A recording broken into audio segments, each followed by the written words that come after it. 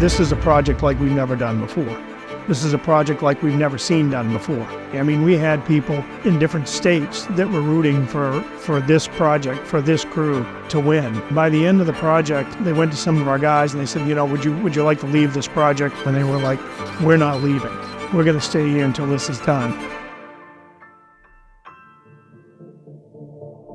Back Cove West is a big deal for Casco Bay. Every time it rains, raw sewage flows into the bay. Back Cove West is a storage conduit for 2.25 million gallons of sewage and stormwater. And what this huge conduit does is it captures the first inch of stormwater, which is the most toxic.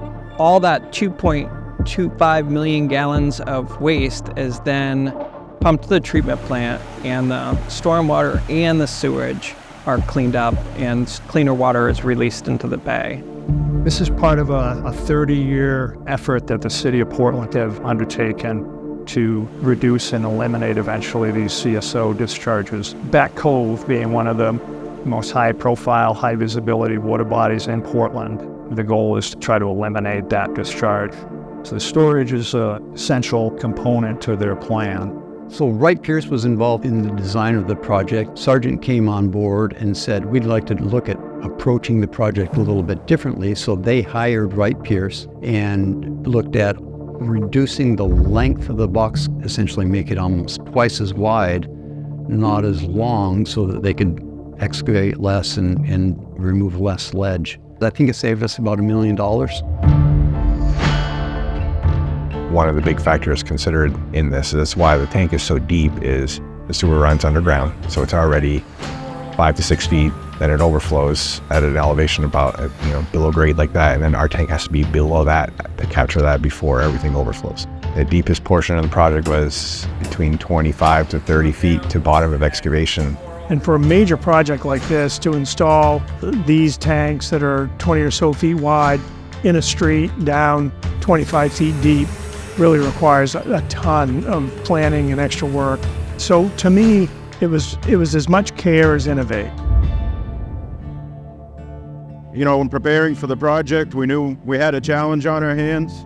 So we spent about 6 months just doing a lot of planning and preparation for the approach we were going to take for the project. We identified one of the biggest challenges on this job was the installation of the box culverts themselves. The corridor that this street, Baxter Boulevard, is on has trees that line the corridor that were actually planted right around the end of World War I. They have dog tags even from soldiers that were killed in World War I in them. So it was very much off limits to touch the trees. That instantly made it very difficult to get a crane in for the type of work we had to do. So we had to get creative. We explored large cranes, we explored large excavators to try to set these boxes.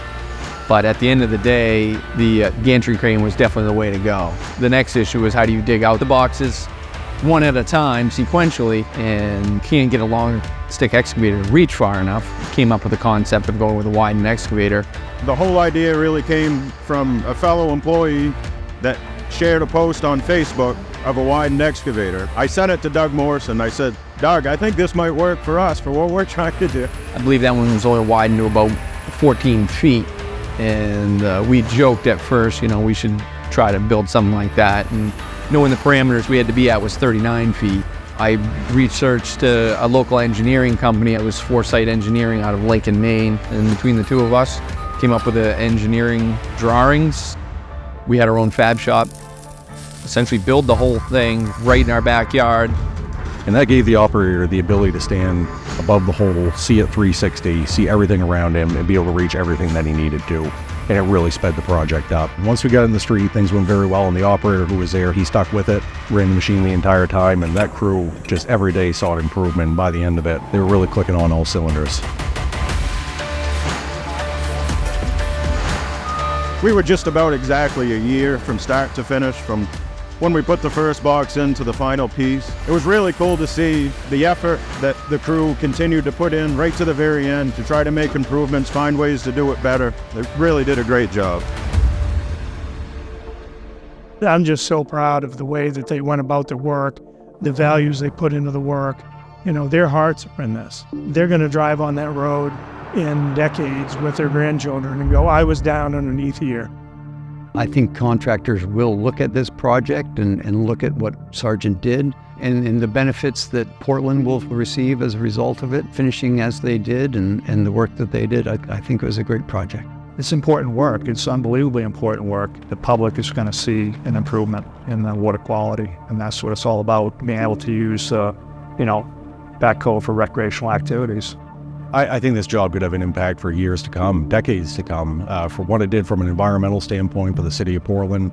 And from there, just the construction techniques, the construction methodology. And if nothing else, I hope people say it and say, there's a better way to do something all the time. Go out and find the better mousetrap and don't be afraid to try it.